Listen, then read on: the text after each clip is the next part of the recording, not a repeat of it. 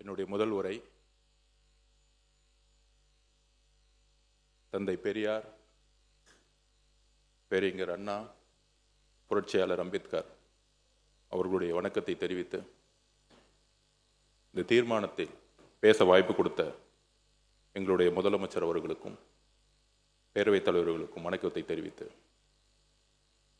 ஒரு வரலாற்று சிறப்புமிக்க தீர்மானம். ஏன் இந்த தீர்மானம்? எங்களுடைய முதலமைச்சர், தமிழ்நாட்டுடைய முதலமைச்சர் ஒரு வரலாற்று சிறப்புமிக்க தீர்மானத்தை இந்த அவையில் கொண்டு வந்திருக்கிறார். இந்த தீர்மானத்தின் அடிப்படை மாநிலங்கள் இல்லாத ஒன்றிய அரசு இல்லை. அறிஞர் அண்ணா வலியுறுத்தியதை போல, பாராளுமன்றத்தில் முழங்கியது போல, மாநில சுயாட்சி இல்லாமல் ஒரு இந்தியாவை உருவாக்க முடியாது. மாநிலங்களை தவிர்த்து இந்திய நாட்டுடைய வளர்ச்சியை உருவாக்க முடியாது. அமெரிக்காவின் ஆபிரகாம் லிங்கன் ஜனாதிபதியாக இருந்த பொழுது ஒரு யுத்தத்தை எதிர்கொண்டார். அந்த யுத்தம் வடக்கு தெற்கு என்கின்ற யுத்தம். அதே போல்தான் இன்று வடக்கு தெற்கு என்கின்ற யுத்தத்தில் இன்றைக்கு இந்தியாவும் சரி, நம்மளும் சரி எதிர்நோக்கி இருக்கிறோம். புரட்சியாளர் அம்பேத்கர் உருவாக்கிய அரசியலமைப்பு சமத்துவத்தை வலியுறுத்துகிறது. ஆர்டிகல் 14, எல்லோரும் சமம், எல்லோருக்குமான அரசியல் அதிகாரம் உருவாக்கப்பட வேண்டும். அதில் மாநிலத்துடைய பிரதிநிதித்துவம் மிக முக்கியமானது. நம்மளுடைய பிஜேபி சகோதரர் கேட்டார், ஏன் இந்த அவசரம் என்று. பாராளுமன்றத்தில் பிரதிநிதிகள் இல்லாத பொழுதே தமிழ்நாட்டில் சமூக நீதியின் அடிப்படையில் இடஒதுக்கீடு ஏற்படும் பொழுது தந்தை பெரியாரும் அண்ணாவும் இணைந்து அரசியலமைப்பில் முதல் திருத்தத்தை கொண்டது தமிழ்நாடு. இதுதான் தமிழ்நாட்டுடைய வரலாறு. அதே வழியில் எங்களுடைய முதலமைச்சர் இந்த தீர்மானத்தை தமிழகத்திற்கு மட்டுமல்ல, இந்திய ஒருமைப்பாட்டிற்காக, இன்றைக்கு ஆளக்கூடிய அரசுகள் வரக்கூடிய தேர்தலுக்காக இந்த சட்டங்களை கொண்டு வரலாம் அப்படின்னு ஒரு சிந்தனை உருவாக்கலாம். ஆனால் இந்தியா என்பது பன்முகத்தன்மை கொண்டது. அரசியல் கட்சிகள் மாறலாம், ஆனால் புரட்சியாளர் அம்பேத்கர் உருவாக்கிய அரசியலமைப்பு எப்பொழுதும் நிரந்தரமானது. அந்த அரசியலமைப்பை பாதுகாக்க இந்த தீர்மானம். இதில் திராவிட முன்னேற்ற கழகத்தின் நன்றி சொல்லுகிறோம், எதிர்க்கட்சி தலைவர் அவர்களுக்கு. அரசியல் ரீதியாக நாம் மாறுபட்ட கருத்துக்கள் இருக்கலாம், ஆனால் அண்ணா உருவாக்கிய கொள்கை திராவிட முன்னேற்ற கழகத்திற்கு மட்டும் உருவாக்கவில்லை, தமிழ்நாட்டிற்காகவும் இந்தியாவுக்காகவும் உருவாக்கிய கொள்கை. அந்த கொள்கை வழியில் வந்தவர்கள் நாங்கள், எங்களுடைய முதலமைச்சரும். அந்த கொள்கையில் தமிழக வெற்றி கழகம் மட்டுமல்ல, திராவிட முன்னேற்ற கழகம் மட்டுமல்ல, அண்ணா திராவிட முன்னேற்ற கழகம், புரட்சி தலைவரால் உருவாக்கப்பட்ட எம்ஜிஆர் அவர்களும், புரட்சி தலைவர் அம்மா அவர்கள் தன் இறுதி மூச்சு வரை மாநில சுயாட்சிக்காகவும், கலைஞர் அவர்கள் மாநில சுயாட்சிக்காகவும் இதே அவையில், இதே தமிழ்நாட்டில் அரசியல் கருத்துக்களும் வேறுபாடுகள் இருந்தாலும் உயிர் உள்ளவரை, உயிர் மூச்சு உள்ளவரை மாநில சுயாட்சிக்காக குரல் கொடுத்தவர்கள். இந்த தீர்மானத்தில் மிக முக்கிய பிரச்சனை, மாநில சுயாட்சியை நாம் இழப்போம். அண்ணா அன்னைக்கே முழங்கினார், வடக்கு வாழ்கிறது, தெற்கு தேய்கிறது. இன்றைக்கு வரைக்கும் அந்த பிரச்சனை இருந்து கொண்டுதான் இருக்கிறது. நாம் பாராளுமன்ற தேர்தலில் 40க்கு 40 புதுச்சேரி உட்பட வெற்றி பெறுவோம். நமது பாராளுமன்ற உறுப்பினர்கள் தமிழ்நாட்டுக்கு எதிரான அனைத்து சட்டங்களுக்கு எதிராக குரல் கொடுத்துக் கொண்டிருக்கிறார்கள். அது நீட்டாக இருக்கட்டும், ஜிஎஸ்டியா இருக்கட்டும், சிஏவா இருக்கட்டும். ஆனால் கடந்த 10 வருடங்களாக நமக்கான சட்டங்கள் நமக்கு எதிராக தான் இருந்துட்டு இருக்கு. கடைசி வாய்ப்பாக 543 என்று நமக்கான ஒரு ஃப்ரீஸ் செய்யப்பட்ட, கடைசியாக 2001 ஃப்ரீஸ் செய்யப்பட்ட ஒரு பாராளுமன்ற உறுப்பினர்களின் எண்ணிக்கை மாறுபடும் பொழுது நமக்கான குரலும் நமக்கான உரிமையும் பறிக்கப்படும். வரலாறு பற்றி பேசலாம்னு நினைச்சேன். நம்மளுடைய மாண்புமிகு சகோதரர் வன்னியரசு அவர்கள் எல்லாத்தையும் பேசிட்டாரு. பாரத பிரதமர் திருமதி இந்திரா காந்தி அம்மையார் அவர்கள் மக்கள் தொகையால் கட்டுப்படுத்தக்கூடிய திட்டங்களை கொண்டு வரும் பொழுது, தென் மாநிலங்கள் அதை வளர்ச்சிக்காக அமல்படுத்திய பொழுது, மக்கள் தொகையின் அடிப்படையில் பாராளுமன்றத்தின் விகிதாச்சாரம் நிர்ணயிக்கப்பட்டால் நாளைக்கு இந்தியா சமத்துவத்தை இழந்துவிடும் என்கின்ற சட்டத்தை கொண்டு வந்தார். அதன் வழியில் திரு வாஜ்பாய் அவர்கள் 2001 மக்கள் தொகை கணக்கெடுப்பின்படி அப்பொழுதும் சட்டத்தை நிறைவேற்றி 25 வருடங்களுக்கு 543 என்கின்ற பாராளுமன்ற உறுப்பினர்களுடைய விகிதாச்சாரத்தையும் தமிழ்நாட்டில் 39 என்கின்ற விகிதாச்சாரத்தையும் உறுதிப்படுத்தினார்கள். ஆனால் இன்றைக்கு அரசியல் கருத்துக்கள் நமக்குள் இருந்தாலும் எனக்கு முன்பு பேசிய சட்டமன்ற உறுப்பினர்களுடைய உரையிலிருந்து என்னுடைய விளக்கத்தை நான் தொடர்கிறேன். எனக்கு முன்பு பேசிய சட்டமன்ற உறுப்பினர்கள் வரலாற்றை முன்னாடியே சொல்லிட்டாங்க. அதில் முதலில் பிஜேபியோடைய எம்எல்ஏ அவர்கள் சகோதரர், ஏன் இந்த அவசரம்? உள்ளாட்சி நிர்வாகத்தில் சட்டமன்றத்தில் நிர்வாக ரீதியாக மாற்றப்படும் பொழுது ஏன் பாராளுமன்றத்தில் மாற்றப்பட வேண்டும் என்று கேட்டார். அமெரிக்கா இந்த உலகத்தில் ஜனநாயகத்தில் 2 ஜனநாயகம் மிகப்பெரியது என்று வரலாற்று ஆசிரியர்கள் சொல்வார்கள். ஒன்று அமெரிக்க ஜனநாயகம், மற்றொன்று இந்திய ஜனநாயகம். அமெரிக்க ஜனநாயகத்தை கட்டிக்காத்த திரு ஆப்ரஹாம் லிங்கன் ஆகட்டும், அவருடைய பார்வையிலும் சரி, அமெரிக்காவுடைய வளர்ச்சி, இந்த உலகத்தில் பொருளாதாரத்தில் நம்பர் 1 கண்ட்ரி அமெரிக்கா, அங்கு மக்கள் தொகையின் அடிப்படையில் பாராளுமன்ற உறுப்பினர்களுடைய விகிதாச்சாரத்தை உருவாக்கவில்லை. 20 கோடியிலிருந்து 50 கோடி 60 கோடி ஆனாலும் இன்னைக்கு வரைக்கும் அதே பாராளுமன்ற உறுப்பினர்கள் தான் இருக்கிறாங்க. பாராளுமன்ற உறுப்பினர்களுடைய பணி வேறு, சட்டமன்ற உறுப்பினர்களுடைய பணி வேறு, உள்ளாட்சி பிரதிநிதிகளுடைய பணி வேறு. தேமுதிகவுடைய சகோதரி அவர்களும் இதை குறிப்பிட்டார்கள். 50% இன்க்ரீஸ் ஆகும் பொழுது நமக்கு பலன் தானே அப்படின்னு. கிடையாது. 5-6 வட மாநிலங்கள் சேர்ந்தால் ஒரு பிரதம மந்திரியை உருவாக்க முடியும் என்கின்ற நிலை இன்றைய வரையும் இருந்துட்டு இருக்கு. அதை மாற்றப்பட வேண்டும். தென்னிந்தியாவிலிருந்து, ஏன் தமிழ்நாட்டிலிருந்து ஒரு பிரதம மந்திரி எதிர்காலத்தில் உருவாக்கப்பட வேண்டும். அதிகாரம் உத்தரப்பிரதேசுக்கோ பீகாருக்கோ குஜராத்துக்கோ மட்டுமல்ல.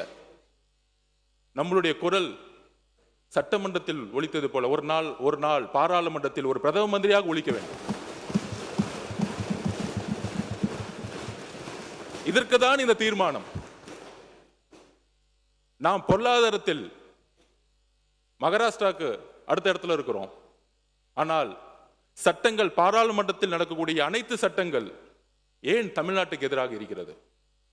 ஏன்னா நம்மளுடைய குரல், நம்மளுடைய அதிகாரம் மக்கள் தொகையின் அடிப்படையில் இன்றைக்கு வரைக்கும் செயல்பட்டு இருக்கு. இதுதான் மிகப்பெரிய பிரச்சனை. அப்ப அம்பேத்கர் உருவாக்கிய அரசியலமைப்பு இன்றைக்கு வரைக்கும் கேள்விக்கு உள்ளாக்கப்பட்டிருக்கு. அப்ப இன்றைக்கு 3 வழி இருக்கு. முதலில் மக்கள் தொகையின் அடிப்படையில் பாராளுமன்ற உறுப்பினர்களை உயர்த்த நினைத்தார்கள். பாரத பிரதமர் பிரதம மந்திரியாக இருந்த அம்மையார் இந்திரா காந்தி அம்மையார் அதை தடுத்து நிப்பாட்டினாங்க. அதுக்கப்புறம் பிஜேபி ஒரு சகோதரர்கள் சொல்லுகிறேன், உங்களுடைய பிரதமர் வாஜ்பாய் அவர்களும் அதை தடுத்து நிப்பாட்டினார். அந்த ஜனநாயகத்தை நாங்கள் மதிக்கிறோம்.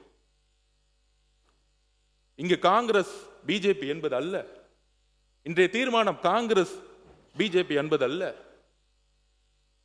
இந்த தீர்மானம் மாநில சுயாட்சியும் இந்திய ஒருமைப்பாட்டையும் நிலைநிறுத்துவதற்கு. நாளைக்கு காங்கிரஸ் பிரதம மந்திரி ஆகலாம், பிஜேபி பிரதம மந்திரி ஆகலாம். பிஜேபி இருக்கக்கூடிய சட்டமன்ற உறுப்பினர் அவர்களுக்கு உங்களுடைய வழியிலிருந்தே சொல்லுகிறேன், நீங்கள் எந்திரித்து குரல் கொடுக்கிறீர்கள். 234 பேர் அவையில் இருக்கக்கூடிய ஒருவர் நீங்கள் குரல் கொடுக்கிறீர்கள். உங்களுடைய குரல் எங்கேயும் கேட்கவில்லை. உங்களுடைய வழி அது. இதே வழி நாளை தமிழ்நாட்டில் ஏற்படக்கூடாது. பாராளுமன்றத்தில் தமிழ்நாட்டுக்கு ஏற்படக்கூடாது, தென்னிந்திய மாநிலத்துக்கு ஏற்படக்கூடாது. நீங்கள் பிஜேபி இருந்தாலும் ஒரு தமிழராக உணருங்கள். இந்த தீர்மானம் எதற்கு என்று அரசியலுக்கு அப்பாற்பட்டு சிந்திக்க வேண்டும். அண்ணா அவர்களும் பெரியார் அவர்களும் புரட்சியாளர் அம்பேத்கரும் அரசியல் கட்சிக்கு அப்பாற்பட்டு இந்தியா என்கின்ற ஒரு நாட்டிற்கும் தமிழ்நாட்டிற்காகவும் சிந்தித்தார்கள். தேர்தல் காலங்களில் வெற்றி பெறுவதற்காக நாம் பல்வேறு அரசியல் களத்தில் நாம் சண்டையிடலாம். ஆனால் இந்த தீர்மானம் நீட்டை விட முக்கியமான ஒரு தீர்மானம். ஏனால் அந்த நீட்டை கொண்டு வரப்படுவதே பாராளுமன்றத்தில் அதிகப்படியான பெரும்பான்மை இருப்பதனால். யோசிச்சு பாருங்கள், நமக்கு 100 MP இருந்தா நீட் கொண்டு வரப்பட முடியுமா? ஜிஎஸ்டி கொண்டு வர முடியுமா? கொண்டு வர முடியாது. அப்ப தேமுதிகவுடைய சகோதரி சட்டமன்ற உறுப்பினர் ஆகட்டும், பிஜேபி இருக்கக்கூடிய சகோதரர் ஆகட்டும், பிஎம்கேயோட சகோதரர் ஆகட்டும், பாராளுமன்ற உறுப்பினர்களுடைய பணி சட்டத்தை இயற்றுவது. பாராளுமன்ற உறுப்பினர்களுடைய பணி உள்ளாட்சித்துறையுடைய பிரதிநிதிக்கான பணி கிடையாது. சட்டமன்ற உறுப்பினருக்கான பணி கிடையாது. 20 லட்சம் 30 லட்சம் 50 லட்சம் ஆனாலும் அமெரிக்காவில் பாராளுமன்ற உறுப்பினர்கள் எண்ணிக்கையை மாற்றுவதில்லை. இந்தியாவில் உலகத்திலேயே அதிகமான பொருளாதார வலிமையை உருவாக்கியது அமெரிக்கா. ஜனநாயகத்தை உருவாக்கிய அமெரிக்கா. ஜுடிஷியல் சிஸ்டம் டிரான்ஸ்பரன்சி உருவாக்கியது அமெரிக்கா. இதைதான் புரட்சியாளர் அம்பேத்கர் அரசியலமைப்பை எழுதும் பொழுது உறுதியாக சொன்னார். எல்லோரும் சமங்கின்ற ஒரு அரசியலமைப்பை உருவாக்கிய பொழுது அந்த சமத்துவத்தை உடைக்கக்கூடிய ஒரு சட்டமாகவும் வரக்கூடிய ஆபத்து இருப்பதனால்தான் இதில் எந்த கருத்து வேறுபடும். திரு மு.க. ஸ்டாலின் அவர்கள் இதில் உடன்படுகிறதா அந்த முதல் குரல் கொடுத்தார். அதில் எந்த வேறுபாடும் கிடையாது. அதில் நாங்கள் ஆதரிக்கிறோம். ஆனால் 2026 ஏப்ரலில் அவங்க சொன்ன ப்ரொபோர்ஷனேட் ஃபர்ஸ்ட் பாப்புலேஷன் அடிப்படையில் நம்ம எதிர்த்தோம். அதுக்கப்புறம் நம்மளுடைய தமிழ்நாடு 7.18 அப்படிங்கிற ப்ரொபோர்ஷனேட் விகிதாச்சாரம் குறையக்கூடாது, விகிதாச்சாரம் உயர்ந்தால் வரவேற்கலாமா அப்படிங்கின்ற ஒரு குரல் வந்தது. அதையும் திராவிட முன்னேற்ற கழகத்துடைய திரு மு.க. ஸ்டாலின் கடுமையாக எதிர்த்தார். அதில் நாங்கள் அதான் சொல்றேன், எல்லா முதலமைச்சரும் இல்லை, இந்த பிரச்சனை இப்பதான் வந்துச்சு, அதுக்காக சொல்றோம். இந்த 2 வருஷமா தான் இந்த பிரச்சனை. ஓகே, முன்னாள் முதலமைச்சர் அவர்கள் திரு மு.க. ஸ்டாலின் அவர்கள் கடுமையாக எதிர்த்தார். திமுக எதிர்த்தது. எங்களுடைய தலைவரும் 2025 ஆண்டிலிருந்து இதுவரை 3 அறிக்கை கொடுத்திருக்கிறார். நாங்களும் எதிர்க்கிறோம். ஏன்னா இது அண்ணாவுடைய கொள்கை. அப்படி இருக்கும் பொழுது இப்பொழுது ஏன் இந்த பிரச்சனை அப்படின்னா, புதிதாக ஒரு பிரச்சனை 50% மாநிலங்களுக்கு கொடுக்கலாம் அப்படிங்கிற ஒரு கருத்து வருது.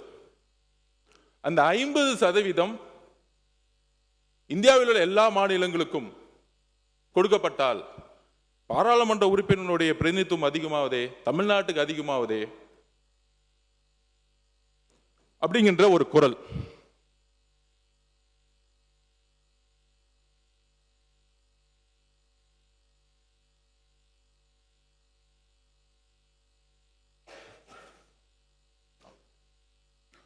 பொதுவாக இந்த குரல் நியாயமற்றது. ராஜஸ்தான், மத்திய பிரதேஷ், உத்தரப்பிரதேசம், பீகார் மகாராஷ்டிரா இந்த மாநிலங்களை இணைத்தாலே இந்த 50% அதிகமாகும் பொழுது தேர்தல் அரசியலில் சுலபமாக மீண்டும் வட இந்தியாவின் ஆதிக்கம் உருவாகும். 50% உயர்த்தினாலும் உருவாகும். அதனால் இன்றைக்கு ஃபேர் டீலிமிட்டேஷன் ஃப்ரீஸ் டீலிமிட்டேஷன் முக்கியம். ஃப்ரீஸ் டீலிமிட்டேஷன் பாரத பிரதமர் இந்திரா காந்தி அம்மையார் அவர்கள் உத்தரவாதம் கொடுத்து சட்டத்தை இயற்றியது போல பிஜேபியோடைய பாரத பிரதமர் வாஜ்பாய் அவர்கள் சட்டத்தை இயற்றி மாநில சுயாட்சிக்கும் இந்திய ஒருமைப்பாட்டிற்கும் பாதுகாப்பு கொடுத்தது போல எங்களுடைய முதல்வர் ஏற்படுத்திய தீர்மானம் இந்திய ஒருமைப்பாட்டையும் தென் மாநிலத்துடைய பாதுகாப்பிற்கும் இதே 543 தொடர வேண்டும்.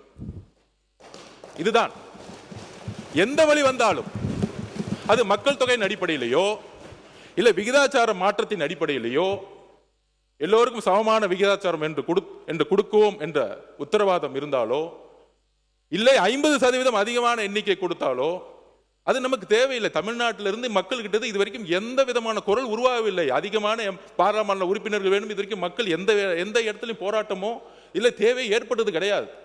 நிர்வாக வசதி தேவையற்றது. ஒரு பாராளுமன்ற உறுப்பினர் சட்டத்தை இயற்றக்கூடியவர், அவ்வளவுதான். சட்டத்தை இயற்றக்கூடிய இடத்துல அவருடைய பதிவை செய்யக்கூடிய இடத்துல இருக்கிறார் பாராளுமன்றத்தில். அதனால நிர்வாக வசதிக்காக நமக்கான பிரதிநிதித்துவம் கிடைக்கும் அப்படின்னு சொல்லக்கூடிய ஒரு தவறான வட இந்திய ஆதிக்கத்தில் நாம் வீழ்ந்து விடக்கூடாது என்பதற்காக இந்த தீர்மானம். இந்தி பேசும் மாநிலங்கள், நன்றி, இந்தி பேசும் மாநிலங்கள், வடகிழக்கு மாநிலம் எடுத்துக்கொள்ளுங்கள். வடகிழக்குல 7-8 மாநிலங்கள் இருக்கு. ஏன் அவர்கள் குரல் பாராளுமன்றத்தில் ஒலிக்கவில்லை? பிரதிநிதித்துவம் இல்லை. நாளைக்கு வடகிழக்கு மாநிலங்கள் போல தென் மாநிலங்களும் ஆயிடக்கூடாது. அதுக்குதான் இந்த தீர்மானம் முதலமைச்சர் கொண்டு வந்திருக்கிறார். அடுத்த 100 வருஷத்துக்கான அரசியல் மாற்றப்படும். அடுத்த 50 வருஷத்துக்கான அரசியல் மாற்றப்படும். நாம் சமூக நீதி அடிப்படையில் கல்வியை உருவாக்கினோம், உயர்கல்வியை உருவாக்கினோம். அதிகமான மெடிக்கல் காலேஜஸ் இருக்கு. நமக்குள்ள போட்டிகள் இருக்கலாம், அரசியல் சண்டைகள் இருக்கலாம். வளர்ந்த மாநிலமாக இருக்கிறோம். ஆனால் அந்த வளர்ச்சி அரசியல் ரீதியாக வெற்றி பெற வேண்டும். இன்றைக்கு நம்மளுடைய அண்ணன் தங்கம் தென்னரசனுக்கு தெரியும், ஏன் எங்களுடைய நிதியமைச்சர் அந்த தெரியும், நம்ம ₹1 கொடுத்தா நமக்கு ₹40 திருப்பி கொடுக்கிறாங்க. ஏன்? நமக்கான அதிகாரம் கிடையாது. ஓகே, 29 பைசா, 29 பைசா. அப்ப ஏன்? இதுதான் நமக்கான அதிகாரம் இல்லை. நாம் உழைக்கிறோம், அதிகாரத்தை உருவாக்க முடியல.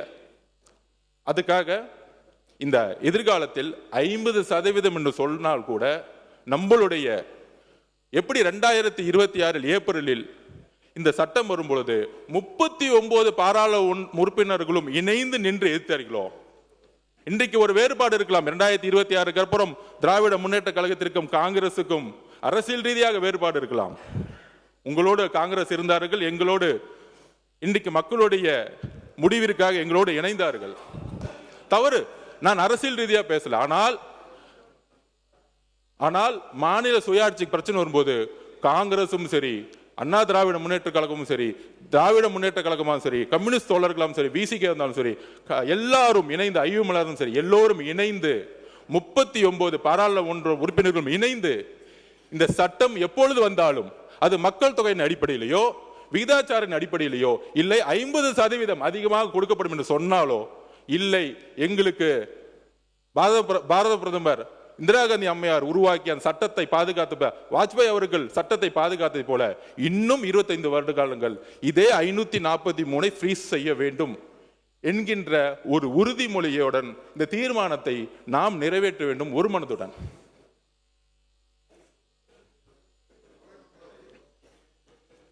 மன்னவர்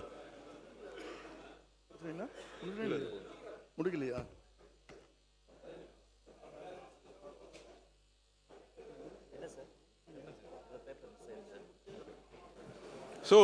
மாண்புமிகு பொதுப்பணித்துறை அமைச்சர். இதுதான் எங்களுடைய தீர்மானம். அதில் பாராளுமன்றத்தில் அந்த சட்டம் வரும்பொழுது 39 நாடாளுமன்ற உறுப்பினர்களும் அவையில் இருந்து வெளிநடப்பு செய்யாமல் அந்த சட்டத்திற்கு எதிராக வாக்களிக்க வேண்டும். அப்பொழுதுதான் அந்த சட்டம் நிறைவேறாது என்கின்ற ஒரு தாழ்மையான ஒரு வேண்டுகோளுடன் இந்த தீர்மானத்தை நிறைவேற்ற இங்க இருக்கக்கூடிய அனைத்து கட்சிகளுக்கும் எங்களுடைய வேண்டுகோளை கொடுக்கிறோம். நன்றி, வணக்கம்.